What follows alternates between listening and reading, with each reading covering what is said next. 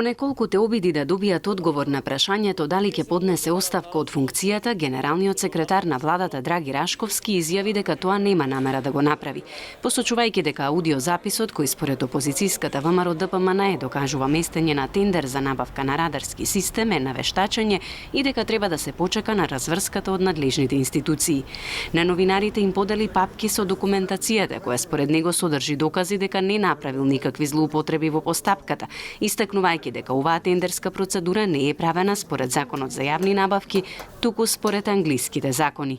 Многу е жално за партија како ВМРО ДПМН, после 11 години власт, после 11 години имање на генерален секретар, слушнавме од бомбите со што се занимавал нивниот секретар и најверојатно се сведува на тоа дека некој позицијата генерален секретар ја користел за друг тип на документчиња, а не за заклучоци на влада и не за активности кои што се во рамките на неговите надлежности препишани со закон.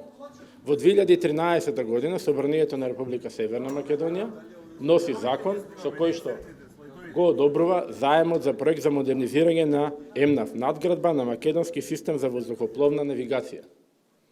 Таквиот закон е донесен од страна на Собранието и во договорот пропишан, односно и во законските одредби стои дека овој договор ќе се раководи според и ќе се толкува во согласност со англиските закони. Тоа значи дека сите обвинувања на партијата ВМРО ДПМН дека некој не го почитувал македонското законодавство, апсолутно се доказ дека имаат еклатантно непознавање на правните норми.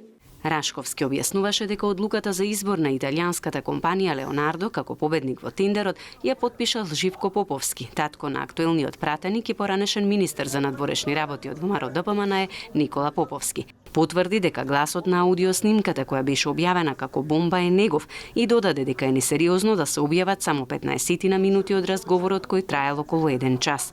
Затоа најави тужба против Климент Чепуњовски, разрешен директор на техника во МНАВ, поради неовластено тонско снимање, а дополнително за клевета и навреда најави дека ќе ги тужи Иванка Василевска од ВМРО ДПМН, новинарите Горан Момировски, Љупчо Златев, Љупчо Палевски, Миленко Неделковски, Ирена Радовановиќ, Валјон Белја и партијата Левица. Арбитражна постапка, како што кажа Рашковски, ќе биде поднесена и против порталите Курир, Експрес, Инфомакс и Лидер.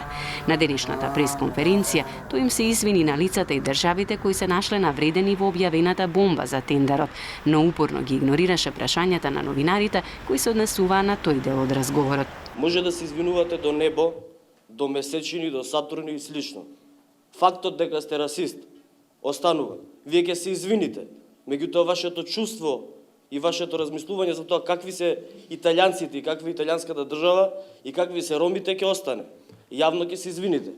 За ова треба да си поднесете оставка. Вие седнувате на разговор со компанијата, со Леонардо на состанок и вие се договарате они да ви дадат продолжување на валидноста на понудата, иако валидноста на понудата завршила на 15 октомври. Ако завршила на 15 октомври, значи дека вие треба да ретендерирате. Сака ли ебор или не? Затоа што таа понуда веќе не е валидна. И вие противзаконски... По кој закон е таа?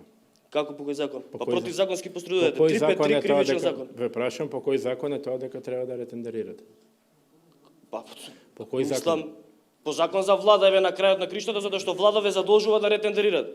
По кој закон е тоа да вие читате? Еве закон за влада ве задолжува да ретендерирате. Во првиот слайд ви пишува дека во првиот слайд ви пишува дека важечко право, ви молам да го вратите вториот слайд, важечко право е англиското право, а не е македонското право. Ве молам да го вратите како одговор на прашањето на двајцата мои поранешни студенти. Не, ама не ми одговорите на прашањето. Повелете. Не ни одговори на прашањето. Ќе си поднесе ли оставка? Дали ќе се извините за лажните вести? Значи тоа. Повелете друго прашање. На крајот посочи дека за 11-те пресконференции на ВМРО ДПМН против Драги Рашковски во 2017 година судот пресудил во негова корист, но тој им простил и не ја побарал досудената оштета поради, како што рече, лошата финансиска состојба во која се наоѓала партијата.